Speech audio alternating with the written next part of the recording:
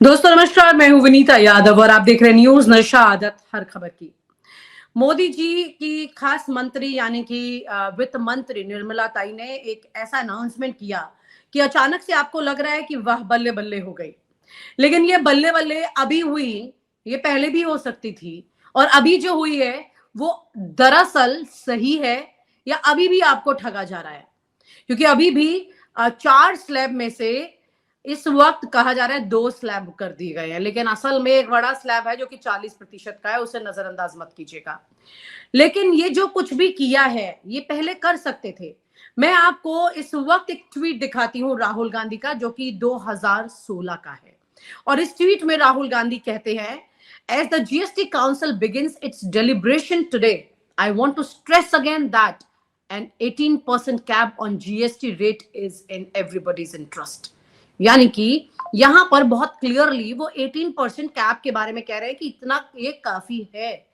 अब यहां पर बड़ा सवाल ये है कि जिस तरह से यहां पर उनका और भी ट्वीट्स हैं जिसमें उन्होंने कहा है कि as indirect tax GST affects rich and poor like, I urge GST council to keep the rate 18% और lower so that poor are not unduly burden.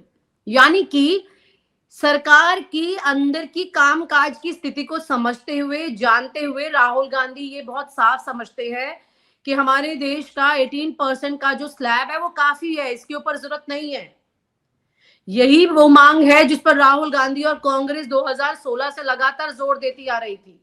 Rahul Gandhi ने ये कहा था 18 अक्टूबर 2016 को, जीएसटी लागू होने से पहले राहुल गांधी ने ट्वीट किया था और ये अपनी बात साफ कर दी थी उन्होंने।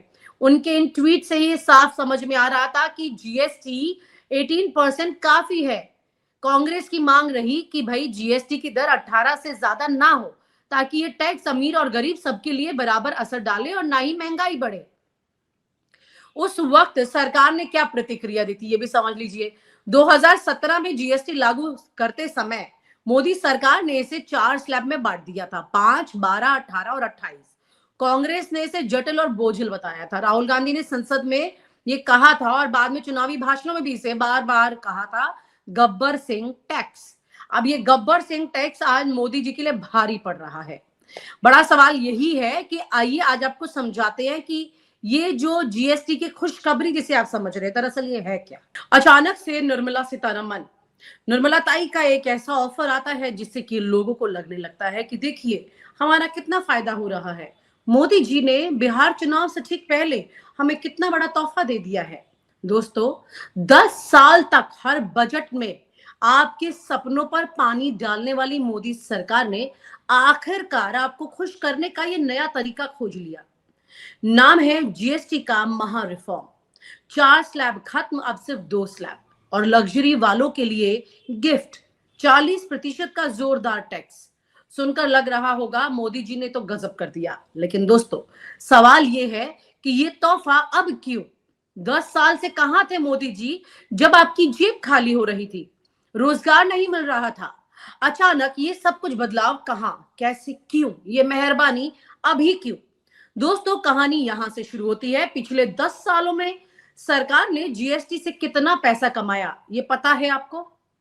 22 लाख करोड़ से ज्यादा आपका पैसा। हाँ, ठीक सुन रहे हो आप।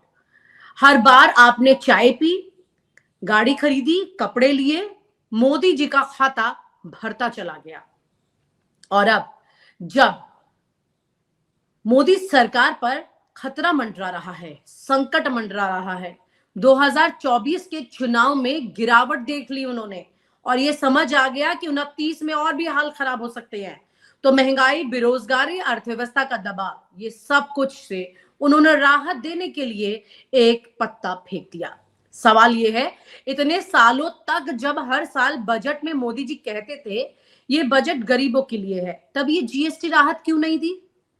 तब आम आदमी अमीर था क्या और अब गरीब हो गया? जरा ध्यान से समझिए। पिछले 10 साल में जीएसटी कलेक्शन 2017 से 2024 तक लगातार ग्राफ ऊपर जाता रहा। सरकार का कलेक्शन 22 लाख करोड़ और जनता का कलेक्शन 0।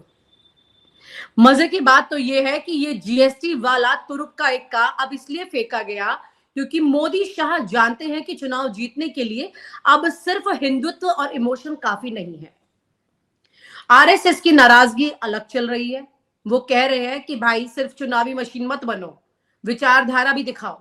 दूसरी तरफ जनता महंगाई से परेशान है, बेरोजगारी का रिकॉर्ड लेवल चल रहा है जोरदार। मोहन भागवत कई बार खुद सीधे कटाक्ष कर चुकी है। महंगाई बेरोजगारी को लेकर अब खुद मोदी जी के मंत्री भी बोलने से नहीं चूकते हैं। तो मोदी शाह ने सोचा कुछ तो करना पड़ेगा ताकि जनता को लगे वाह मोदी जी आप तो आम आदमी के लिए काम कर रहे हैं, और बस जीएसटी में ऐतिहासिक बदलाव कर दिया। लेकिन ध्यान रखना है आपको, यह ऐतिहासिक फैसला है या चुनावी स्टंट, ये समझने की जरूरत है। पहले जीएसटी में था 5%, 12%, 18% और 28% का स्लैब, यानी 4 स्लैब। आम आदमी कंफ्यूज हो जाता था, साबुन पर कितना, टूथपेस्ट पर कितना, शैम्पू पर कितना। अब मोदी जी कह रहे हैं भाई सिंपल कर दो, 2 स्लैब रख दो, 5% और 18%। सुनने में बड़ा आसान लग रहा है, लेकिन इसका फायदा किसको ज्यादा है, आम आदमी को या फिर सरकार को? सच ये है इन तमाम जो चीजें जिनका रेट घटा है उनका टैक्स बहुत पहले से ही कम किया जा सकता था। जैसे शैम्पू साबुन पर पहले 18% और अब 5% है। घी मक्खन जिस पर पहले 12% था अब 5% है।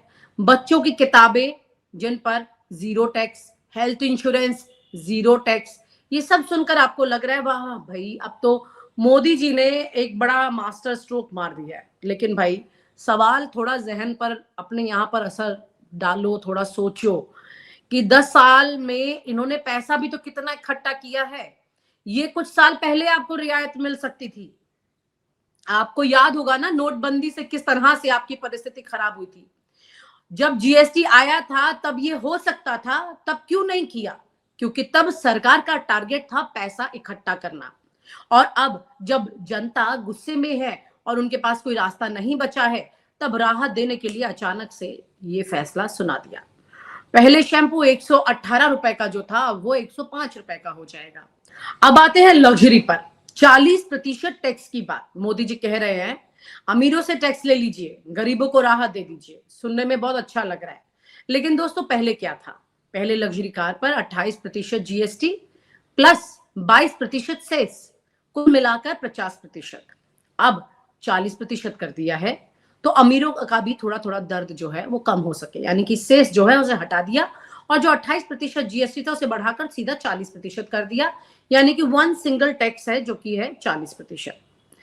उदाहरण के लिए मैं आपको समझाती हूँ, BMW X5 जिसकी बेस प्राइस 95 लाख पहले ऑन रोड 1,40,00,000 की थी, अब 1,33,00,000 की हो जाएगी।